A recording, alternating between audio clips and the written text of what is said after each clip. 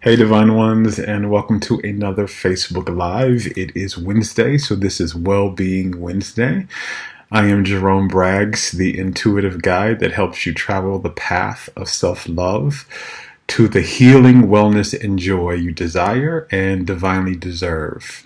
Today, I am really excited to be with you because I have a few things that I want to share with you. We're going to be continuing my shame series. So we're going to be continuing the conversations on shame. And I'll be explaining to you in a minute why I'm shirtless. I'm doing my video shirtless. I don't usually do videos without my shirt on, but today's video, there is a purpose for it.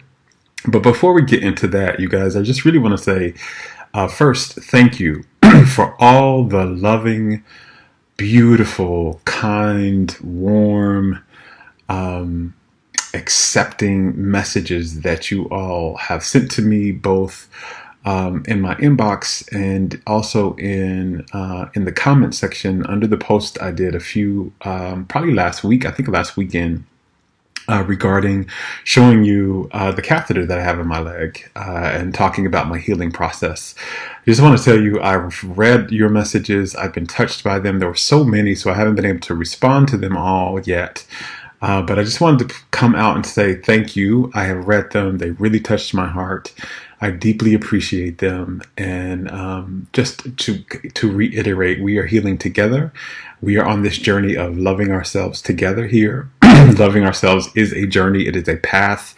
It is not something that is a one-time, once and done type of thing. Like you check it off the box and you got it, and you'll never have to practice it again. It's a daily practice, just like spiritual practice is a daily practice. Loving ourselves is a daily practice.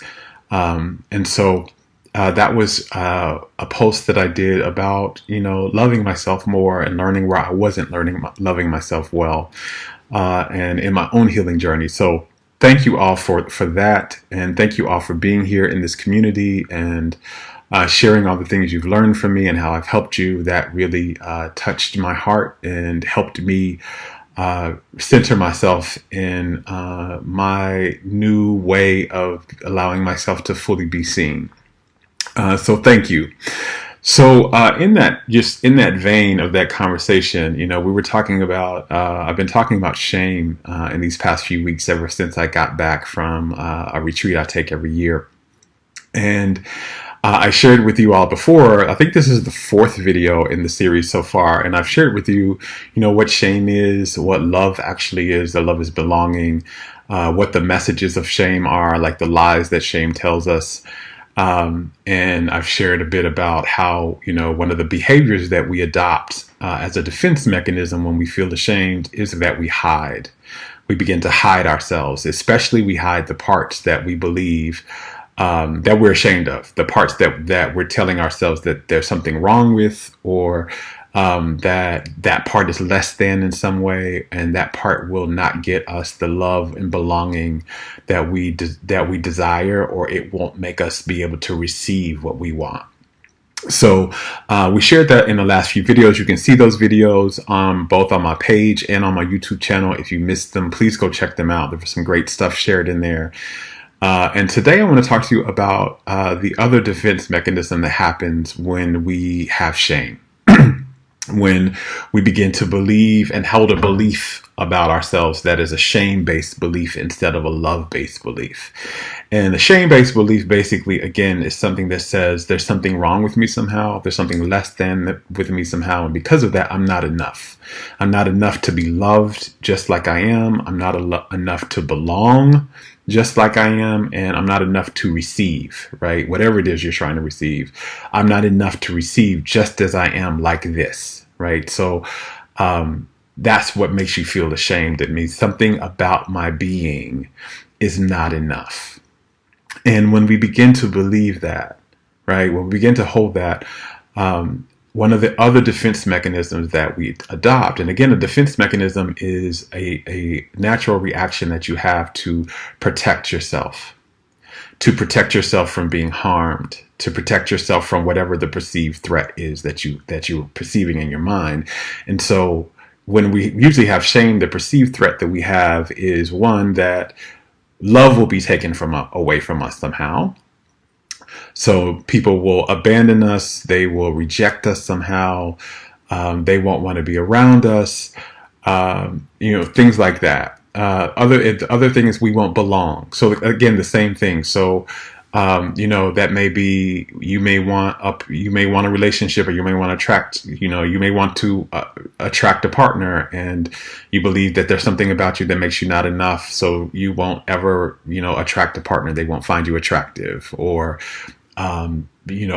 as you are, you won't be successful, or people won't really want to listen to you, or the belonging comes in many different forms, right? It could be belonging to a relationship, belonging to a situation, it could be belonging to a status or whatever, but you won't belong some type of way, and you won't receive because of that. And so those are the threats that the subconscious mind takes when we begin to be ashamed. Is the threat is the love will be taken away from me, belonging will be taken away from me, and I won't receive something that I desire because of this. So in order to protect yourself from the loss of love, the loss of belonging, and the inability to receive, one of the behaviors that we adopt, and the defense mechanisms that we adopt, is perfectionism. And a lot of times in our cultures, we tend to kind of put up and herald perfectionism as a positive trait, right? So somebody who is, always going the extra yard, who is always crossing all the T's, dotting all the I's, who is very high strung, type A personality, etc. A lot of times in our culture, we can reward that, and we can say, "Oh, that's really awesome," and not understanding that the root cause of that is not is not is not healthy. It's not a healthy thing. It's actually a toxic thing. It's actually shame. And the reason we cross all our I's, and we dot all our I's, we cross all our T's, why we're always going the extra mile, why we're always trying to fix and change and edit things, isn't because of a very healthy impulse. It is the impulse that if these things aren't done, if this is not perfect, then they're going to find out that I'm not enough, right? They're going, if I'm not perfect, if I don't make this perfect, if I don't put out the absolute best thing that ever was, if I don't put out the absolute, not just put out what I can do, but the absolute best thing that ever existed, right? That's like perfectionism. It has to be absolutely perfect, not just, done, but it has to be like no flaws whatsoever. And the message in there is that having a flaw means there's something wrong with me, and I won't belong, and I won't be loved, and I won't receive. And that shows up in many different ways, right? I've seen that with, many clients. Like, for instance, a lot of people who are in the gym a lot, right? A lot of times people from the outside, again, we reward it, and we say, the person that is constantly in the gym, we'll say, oh, they really care about their health and their wellness. But when you really go underneath that, what they're doing is when you really peel back beneath that, and this is for not everybody, but for most people that have like this almost addiction of going to the gym, where they are constantly in the gym and they feel bad if they miss the day, and they begin to be stressed. And that's how you know when, by the way, what's really underneath, right? Is this an inspiration coming from the soul, or if it's a motivation coming from trauma? Is if you can't engage in that behavior, how do you feel? Like if you miss a day, right? Do you get absolutely stressed out about it? Do you get, did you get some type of anxiety or fear about it? This is what happens a lot with people who, again, this community of people that I'm talking about that are constantly in the gym. What you're doing is you're trying to make your body perfect because you believe that it's not enough as it is. Right? Somewhere in your childhood, either you were teased for how you looked, or you got the message that you wouldn't be attractive or loved unless you looked, like this. And so you're trying to present the perfect body, because without having a perfect body, you don't feel like you will be loved. You don't feel like you'll belong, and you don't feel like you'll receive. That was a message that I got. I've shared a lot about my journey, but that was something about my body that I got when I was a kid, because I was teased because I was a thicker kid. And so I was thicker than my peers, and I was called chubby and fat. And I was made to believe that my body was less than. It was less than the thin kids. The thin kids deserve to be loved. They deserve to get praise for their body. They deserve to receive appreciation. My body was not enough, right? As it was. And so what that began was this message of shame. And I was constantly trying to fix and change my body, constantly trying to lose weight, constantly trying to be in the gym. And I would feel really bad about myself if I didn't. Like if I gained a pound instead of lost a pound, right? It would just send me into this shame spiral. If I, if I ate, a hamburger instead of a salad, even if I had eaten salads for, 3 weeks straight, I couldn't even let myself have one day. And again, that was the perfectionism. I had to be absolutely perfect with my diet. That was, again, the I am not enough, because if I'm not perfect, they're going to find out I'm not lovable. I'm not, right? So that's underneath perfectionism and shame. It happens with body. It also happens in work. People who are workaholics, who are constantly, stressing. Again, the signal is stressing yourself out. Like what happens, people who can't take a break, the people who can't, who are constantly bringing work home, who never relax, who never have off days, who always are in their to-do list and don't ever just relax, right? A lot of that, the underlying cause of that is shame, is the belief that I have to be perfect. I have to have all of this going, and I have to have all of these achievements in order to be enough, right? I'm not enough as I am. I see this a lot with my clients who are entrepreneurs, because this is a very prevalent and common trait that's happening now in our culture with entrepreneurs, where a lot of entrepreneurs are constantly trying to get the next certification, especially for spiritual entrepreneurs, people who are doing some type of spiritual work in the spiritual field. They may be a healer, they may be a psychic, they may be an intuitive, they may be some type of coach, but this is very prevalent in these particular community. They're constantly trying to add something to their toolbox, right? And not just show up with what they have and offer that. They're constantly trying to add another modality. They're trying to get another healing modality, trying to get another degree, trying to get another certification. And it's always kind of in this rat race of adding to themselves and never fully just feeling like they are enough to show up and serve the world as they are. They're always trying to add something.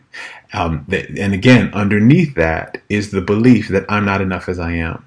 That what I know, what I have to offer, who I am, is not enough. It's not enough to be successful. It's not enough to be believed. It's not enough to make money. So I'm constantly trying to perfect. Instead of just accept and express. And that's what shame does. Shame disconnects us from love. And love is acceptance and expression. Right? Shame, when we're disconnected from love, we don't accept and express. Instead, we reject. We try to fix and improve. Instead of express and accept, we reject and try to improve. And that's kind of the very message of perfection. It's always improve, improve, improve. It's never just accept and express. And so, and again, and hey, you all, if you all are here and you have questions about this particular topic, thank you for saying you love my work. Thank you. I love you being here. If any one of you all is here and you have any kind of question, please feel free to put those questions and I'll be answering them as they come in. So, Shame, one of the defense mechanisms that we embody when we begin to believe shame and we have the feeling of shame in our energy field, is perfectionism, and this is very detrimental.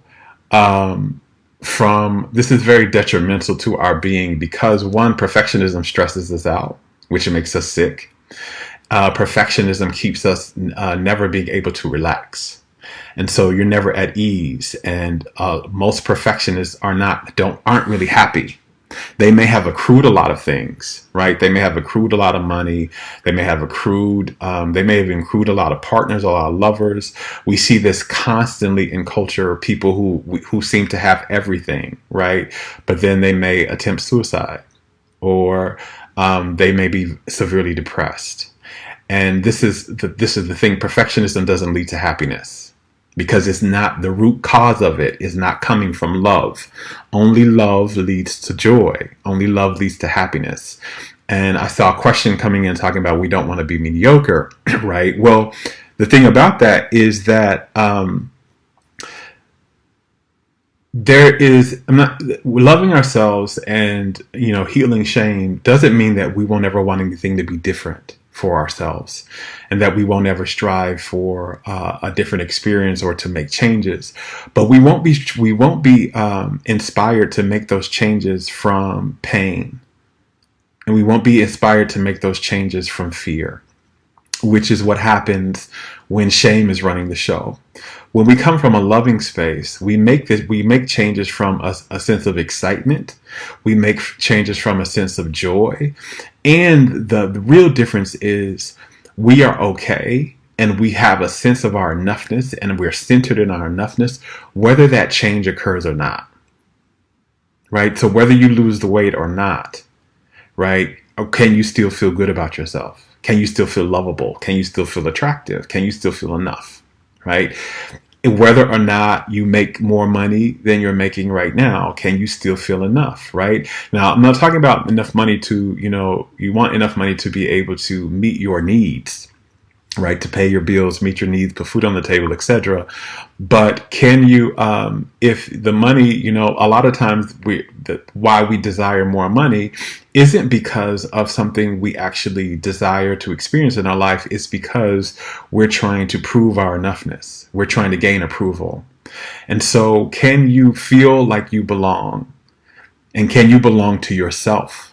More importantly, can you belong to yourself, meaning you appreciate and accept yourself, you find value in yourself, you're not making yourself wrong anywhere, you're not criticizing and rejecting yourself, whether or not that happens for you or not, right? So you can pursue that thing, and that's completely fine. There is joy often in the pursuit towards a desire, but your enoughness, your worthiness is not contingent upon the manifestation of that. Right. So whether that happens for you or not doesn't change how worthy you feel. That's the key. That's the real key.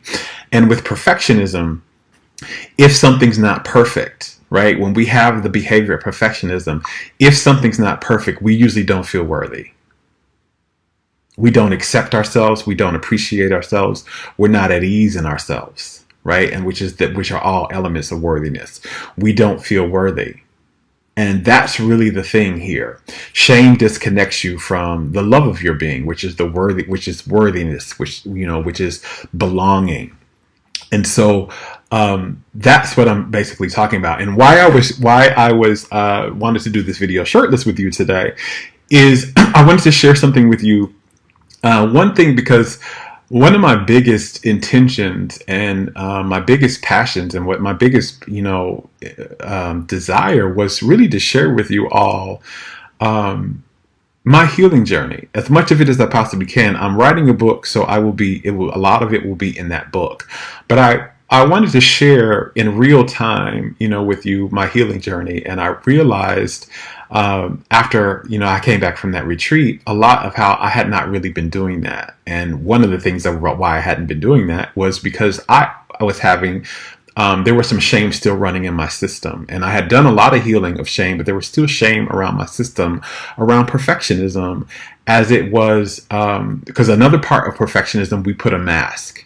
That's another way of trying to be perfect, right? You'll present a perfect aspect of you when that's not really the case, right? So one of the things that I had presented in this tribe, although there were people in my life that knew, and I had just presented that, you know, I was fully healed, that my journey was complete when there are still aspects of my being. The truth is, there are still aspects of my body that are healing.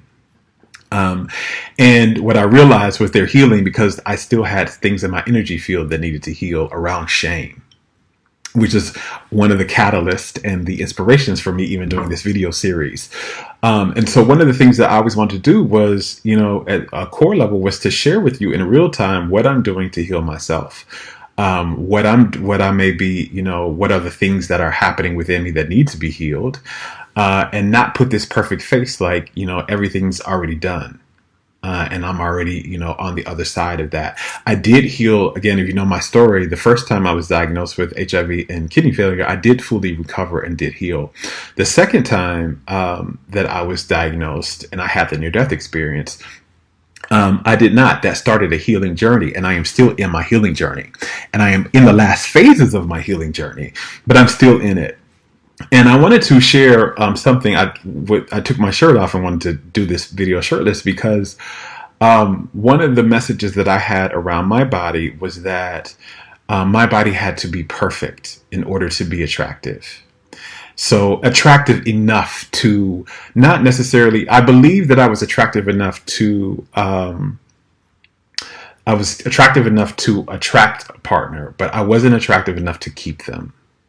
And so what shame said was I had to be perfect in order to attract somebody and keep them, make them want to stay with me, right? So the message, the belief system that I had when I was a kid was that, you know, because I was thicker, that I was less than, right? So I was the lesser than option, right? So in order to be, you know, enough, I had to be thinner and my body had to be perfect. And in the beginning of my healing journey, there were many surgeries I had. So what you see on my body here, the scars that you see, were surgeries that I had. They were catheter surgeries that were put in my chest for dialysis purposes. And every time I had a surgery and I got a scar, I would go into a deep shame spiral because it would touch the wound in me that said, your body's not perfect and you're not going to be attractive. And the biggest, and it started with these, right? And then the biggest one happened on my arm, and I'm going to show you that in a minute. And that's when I had to kind of do a wake up and heal the message around my body having to be perfect to be loved. And and I knew the scars were places because another place that's happening, there were many people on dialysis and many people that were on dialysis with me who were at the very clinics that I was receiving dialysis and having the same type of surgeries that didn't get these scars at all. And I knew, I had a conversation with my soul, and I knew that these scars were happening because they were manifestations, they were reflections of how ugly I felt, of how unwanted I felt. And, you know, I teach this, I've been teaching this, you know, as long as you've been following me, is that our bodies and our realities are only reflections of our internal states of being. They're reflections of our consciousness, really. Our consciousness and our vibration. Our consciousness and our vibration, our internal world, is actually the real world. This world that we experience in reality is not the real world. It's the world of reflection. It's not the world of cause. It's not the real world. The world of cause is your internal reality. It's the consciousness and energy world. That's the real world.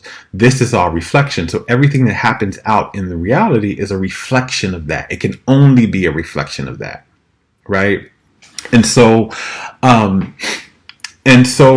what I discovered in my healing journey was that the scars were a reflection of how ugly I felt. And there's a scar on my arm, and I want to show you. I've showed it before, but it goes all the way. If you can see my arm here, it goes all the way up here. I am probably so. This was another surgery that I had for kidneys, for them to be able to use my arm to get blood instead of the catheter. And when this surgery, there was supposed to be basically minimal to no scarring whatsoever. And it ended up being huge scars on my arm. And that sent me into a humongous spiral and a shame spiral. And it wasn't until, again, because the message was, I'm not perfect. I'm no longer perfect. My skin's not perfect. I'm not perfect. They're not going to love me. And to the point where I used to hide it. I used to not wear, I used to always wear long sleeves. So even in the summertime, I would never wear short sleeves. I would never wear a tank top. You would never see me do something like this, where I would be seen, without a shirt on, because I really wanted to hide my scars, because it was, again, touching that point of me that said, I'm not enough, and I won't be loved for being who I am. There's something wrong with me, which again is the message of shame. And so in order to heal that, one of the things that you have to do to heal shame is, one, you have to stop the behaviors of shame that shame produces. So shame produces behaviors. And I'm going to talk in another video about how shame manifests illness. We'll talk about that later, but it manifests certain behaviors, and the two behaviors that it mainly manifests is hiding and perfectionism. And so in order to heal shame, as you're working with changing those shame-based thoughts to love-based thoughts, so instead of thinking that there was something wrong with me, I had to start to work on my belief system and start to believe that I am beautiful and attractive and wanted and desired just as I am. My body is enough just as it is to be loved and to receive the praise and affection that I want. Like, I had to start to do that and start to work with those type of belief changes and self-talk changes every day. But in conjunction with that, right, you have to, so the first part of healing shame is you have to stop telling yourself and stop practicing the story that shame tells.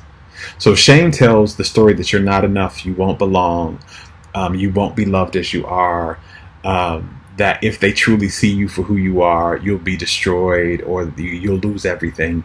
You have to start telling yourself a different story. Like, it's safe to be myself. I will belong for being who I am. I am loved just as I am, and lovable and desired. I'm doing enough. I deserve to receive just as I am. Whatever, you have to tell yourself the opposite story of whatever that story is of shame that's running. And then you have to do the opposite behaviors. So again, the first behavior of shame is to hide, right? So one of the practices and behaviors we have to do to heal shame is to reveal. Is to bring whatever it's keeping. So shame pushes things into the shadows. So that's what we'll hide it. We'll put it in the dark. We'll keep it from being seen. And to heal shame, which is the loving thing, which is a part of loving yourself, is to let yourself be seen. To let whatever it is that you're hiding, to reveal it, to bring it to the light, right? And however you need to do that, right? You can do it in small steps, or you can do it in big steps. But you need to reveal it. And the post I did on my Facebook page was me revealing, right? This, although I've done this before, but I just haven't done it on a video. But this is like me revealing. So part of me healing the shame that I was feeling around my scars was to reveal. And one of the things that I did a few years ago, which was how I healed the shame around having scars, was I just began to show them off. And this was like, again, it sounds small, but when you have shame, revealing yourself and allowing yourself to be seen, allowing that aspect of you that you feel ashamed about to be seen, can feel like almost like a death. It could be that scary, as if you're about to die. And so it was that scary for me at that time. And what the first thing I did was I began to wear tank tops and short sleeves to the gym, because I was going to Zumba class 4 times a week, and I was always wearing, long sleeves to hide the scar on my arm. And so what I did was I began to wear short sleeves and tank tops to the gym. and allow myself to be seen. And then after that, I started to wear them everywhere. And now, once you do that and you reveal yourself and you work on your thoughts, now the scars, not only do I not have any shame around them, but I actually love them. I think they're beautiful. And as a matter of fact, the scar on my arm, I tell people when they ask me what it is, I say it's a tattoo. And when they ask me what, and I tell them it says always love yourself. So, and I'll explain where I got it from, but that's literally how I view it now. It's a beautiful tattoo that reminds me to always love myself.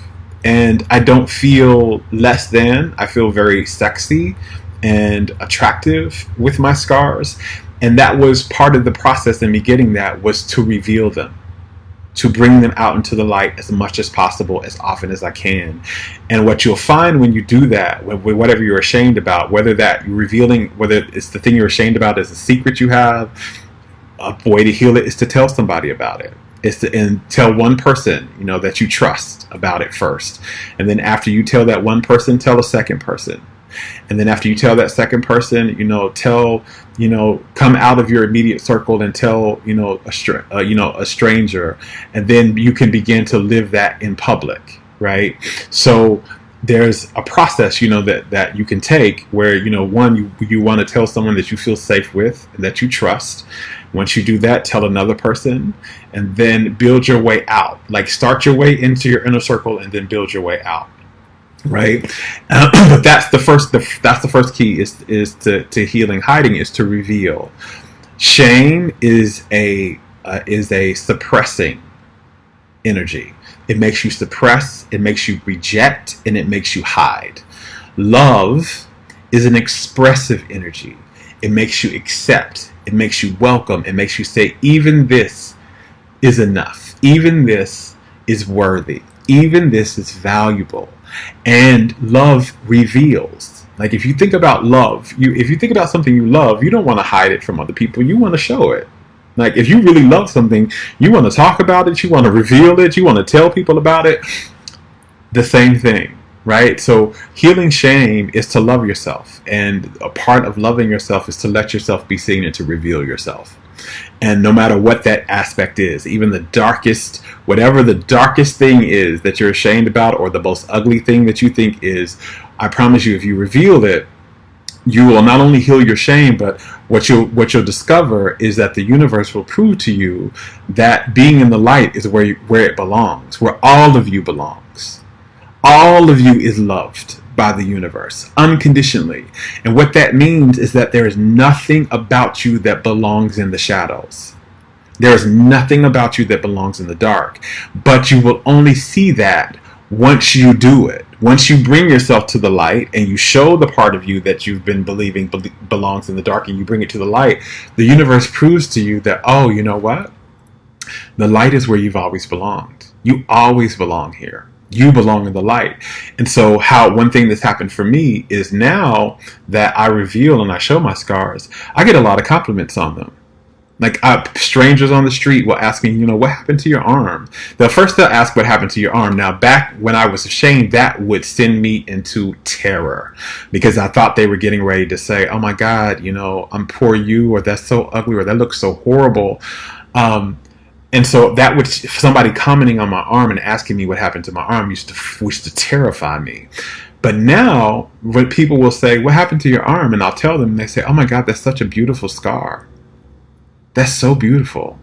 I get that no matter where I am across the country, no matter where I am or across the world. I work with a client who's never seen me before, and we'll be working on Skype, and they'll see my arm and they'll ask the same thing, like, what happened to your arm? And I'll tell them, they say, oh my God, that's so beautiful. That scar's so beautiful. So again, when you begin to love yourself by revealing and no longer feeling like there's something wrong with you, the universe begins to love you back. And it begins to prove to you that, yes, there was nothing wrong with you in the first place. And even this belongs and is loved, and it is deserving to receive. The second thing is, so I told you about, hiding is The way to heal hiding is to reveal. The way to heal perfectionism is to relax and to accept. One of the things that I teach my clients, which is one of the things I learned in my healing journey that has really helped me when I feel the bug of perfectionism coming up, whether it's perfectionism in my body or perfectionism in my work or whatever, is to just take 3 deep breaths when you start to feel it. Because again, you'll feel when you're in perfectionism mode because you'll be stressed. Because our bodies our energy field is not created to constantly be in fix and improve mode. Our energy field it was created to be in ease and acceptance mode. And so one of the things that I do when I start to feel myself in that mode is I will take 3 deep breaths and I'll say, I would like to do more, but I've done enough. I would like to do more. Whether I'm trying to do more at the gym, trying to press my body too far because, it's saying, oh, you need to be, I'd like to do more, but I've done enough. I'd like to have more, but what I have is enough.